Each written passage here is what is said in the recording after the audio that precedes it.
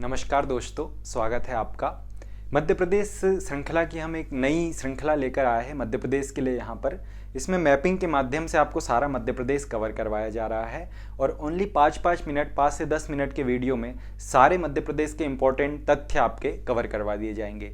इनसे आपके MPPSC pre exam, mains के 3 मार्कर और व्यापम के सारे एग्जाम के क्वेश्चन आपके यहीं पर कवर हो जाएंगे। आज का जो हमारा टॉपिक है दोस्तों, वह है मध्य प्रदेश के पुरातात्विक स्थल। शुरू करते हैं। सबसे पहले दोस्तों, आप लोग जानते हैं कि मध्य प्रदेश इतिहास से ही हमारा ऐसा जो है राज्य रहा है। यहाँ पर इतिहास के काफ़ी सारे स्थल मिले हैं, काफ़ी सारे प्रमाण मिले हैं और लोगों ने जब खोज की, काफ़ी सारे लोगों ने जब खोज की तो यहाँ पे हम काफ़ी सारे स्थल हमको मिले हैं। देखते हैं एक एक करके कि कौन कौन से स्थल मिले हैं। सबसे पहले यहाँ से शुरू करते हैं दोस्तों, पूर्वी मध्य प्रदेश से। तो आप लोग देख रहे होंगे ओरछा, जो कि आपका निवाड़ी जिले में है। यहाँ पर बेतवा नदी के किनारे है और ये बुंदेला राजाओं की राजधानी रहा है। ये हमारा जो है कह सकते हैं कि मध्यकाल के टाइम का पुरातात्विक स्थल है। उसके बाद दोस्तों सतना है। सतना जिले में भरभूत करके स्थान है, जिसकी खोज जो है 1873 में कनिंघम ने की थी। 1873 में कनिंघम नामक जो व्यक्ति थे, अंग्रेज अधिकारी, उनके द्वारा की गई थी और यह जो है यहाँ पर बौद्ध स्तूप प्राप्त हुआ है। अगला जो आपका स्थल है रीवा में है दोस्तों। रीवा में त्योथर करके है, यहाँ पर नगरीय सभ्यता के प्रमाण मिले हैं। तो इनको याद भी रखिएगा, आप जब बार बार पढ़ेंगे तो आपको ये याद भी रह जाएंगे। जैसे सतना का ये इंपॉर्टेंट फैक्ट है दोस्तों कि भरभूत की खोज किसने की थी, तो 1873 में कनिंघम नामक व्यक्ति ने की थी। उसके बाद दोस्तों इधर से चलते हैं हम, तो सबसे पहले सागर देखते हैं। सागर में एरण, सभी लोग जानते होंगे जितने भी लोग तैयारी कर रहे हैं कि सागर के एरण में सती प्रथा के साक्ष्य मिले हैं और इसके जो खोज करता है दोस्तों, वह कृष्णदत्त वाजपेयी जी है। इनके निर्देशन में यहाँ पर खोजें हुई थी। 2 चीज़ों के यहाँ पर साक्ष्य मिले। पहला तो सती प्रथा के साक्ष्य मिले थे और दूसरा ताम्र पाषाणिक सामग्री मिली थी। जब हम इतिहास पढ़ेंगे मध्य प्रदेश का तो वहाँ देखेंगे कि किसके सती होने पर जो है यहाँ पर साक्ष्य मिले थे। दोस्तों थोड़ा हम नीचे आएंगे तो रायसेन जिले में भीमबेटका को आप लोग सभी लोग जानते हैं, जो एक प्राग ऐतिहासिक स्थल है और जो पाषाण काल का स्थल है, जहाँ पे चित्रित प्रकार की जो डिजाइनें हैं, जो साक्ष्य है, वो हमें प्राप्त हुए हैं और यह ऐसा माना जाता है कि आदि मानवों का निवास स्थल भी रहा होगा। तो यहाँ रायसेन में दोस्तों भीमबेटका।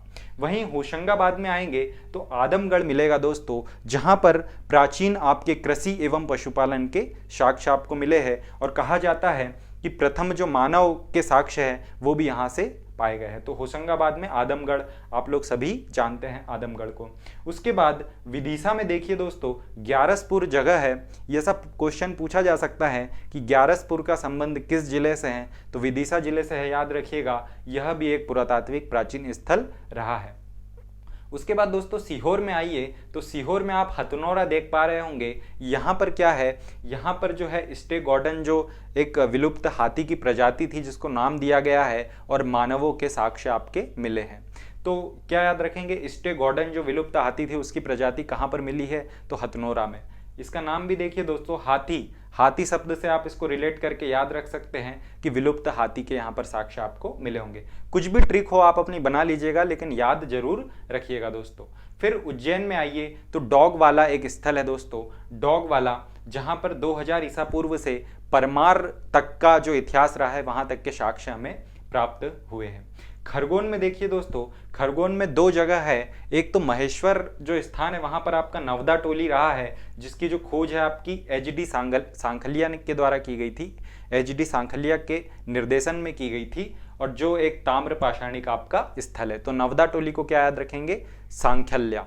कैसे याद रख सकते हैं, इनके नाम में संख्या आता है दोस्तों और 9 आपकी एक संख्या होती है। तो नवदा टोली की खोज सांखलिया ने की थी। उसके बाद कसरावत पे आ जाइए दोस्तों। कसरावत भी जो है खरगोन जिले में है और यहाँ पर भी ऐसे साक्ष्य मिले हैं कि 2री शताब्दी के ईसा पूर्व में यहाँ पर नगरीय सभ्यता थी। तो ये तो आपका खरगोन है। उसके बाद उज्जैन में देखिए दोस्तों, डॉग वाला के अलावा एक और स्थान है और उसका नाम है कायथा।